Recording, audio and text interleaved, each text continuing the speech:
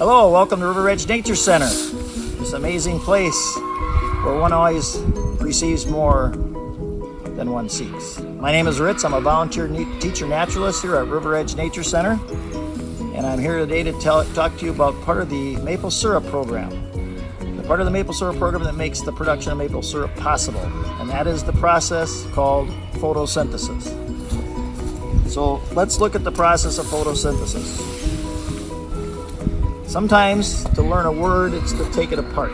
So if you look at this word photosynthesis, the first part is photo means light. Synthesis means to make or put together. So what is happening in photosynthesis is light is being used to put something together.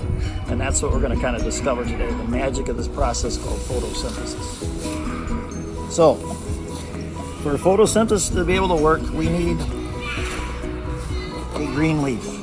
We need, as you can see by this model, we need a food factory. This is where the actual process of photosynthesis takes place. It uses chlorophyll. That's what makes the leaf green. And it's in this leaf where photosynthesis occurs. And what photosynthesis actually does, it takes the light energy from the sun and converts it into chemical energy, which we could just call food, like sugar, like glucose. So it's taking light energy and making it into food. It's just amazing when you think about what photosynthesis does. It would be like me standing out in the sun right now. I hold my arms out like this, beautiful day with the sun shining on me, and I make food. I'm eating. Of course, that's not possible. But with the maple tree, it is possible because the maple tree has this material called chlorophyll. It has a green leaf. So besides needing a green leaf, what else do we need for photosynthesis? We also need carbon dioxide.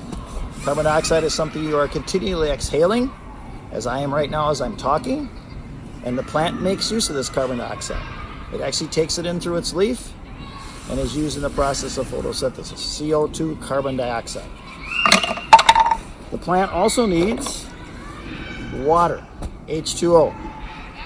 Where the carbon dioxide is a gas, it actually flows into the leaf, into openings. The water comes through the roots, up the trunk of the tree. So carbon dioxide and water. So let's see what the plant does with this carbon dioxide and water. So far I put in one carbon dioxide molecule. I'm going to add 2, 3, 4, 5, 6 carbon dioxide molecules. I'm now going to add the water. 1, 2, 3, 4, 5, 6. So I got 6 carbon dioxide molecules and 6 water molecules. I have the food factory right here. Oops, I forgot something.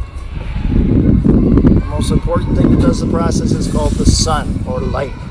So I need to add this light in the sun. So let's put that in and let's watch the magic happen. So we're going to turn the crank to see what photosynthesis actually produces. Okay, that should be good. Let's see what we are getting from photosynthesis. First, as I reach in, the product of photosynthesis is oxygen, O2. Oxygen is something I'm breathing in right now to sustain my life. Oxygen is also something the white-tailed deer and the raccoons and the birds are using out here at Riveredge. So oxygen is a really important molecule that plants make for us to keep us alive. So we have 1, we start on 2, 3, 4, 5, 6 molecules of oxygen that are produced by this process of photosynthesis. There's something else in here. It tastes sweet. Ugh, it tastes pretty good. Let's check it out. It's glucose, sugar. So through photosynthesis, the plant not only made oxygen for us to breathe, but food for us to eat. Sugar, glucose. Okay? So what happens in the spring? There are no food factories, by the way, out right now, but what happens in the spring is the temperature warms up. This red dye that's in this container represents a sap. It's being stored in the roots of the tree right now. And when it warms up like a beautiful day today, the sap actually starts to flow up the tree. And in that sap is that sugar made by that magic process called photosynthesis. And that sugar is going up to the top of the tree so it can make buds and leaves, and actually maple trees even have flowers. So that sugar is going to be used by that plant. But if the maple tree is nice and old like this one, it makes excess sap that we can actually tap this tree and take the sap, which has sugar in it, and use it to make maple syrup. Remember though that the sugars that's in this tree was made last year, because as I look, there are no food factories today. So this is last year's sugar that we're using to make that maple syrup. So, in conclusion, let's just talk a little bit of a poem that I kind of like that helps you remember the process of photosynthesis. Photosynthesis, that's the name. Making sugar, that's the game. It takes a green plant, sunlight, water, and air, makes some sugar and stores it there. In the spring, it's ready to tap. Drill a hole, hang a bucket, and out comes sap. And then we use that sap to make this sweet treat out at Riveredge called maple syrup. So the next time you have a pancake, pour some delicious maple syrup on it. And don't forget to share.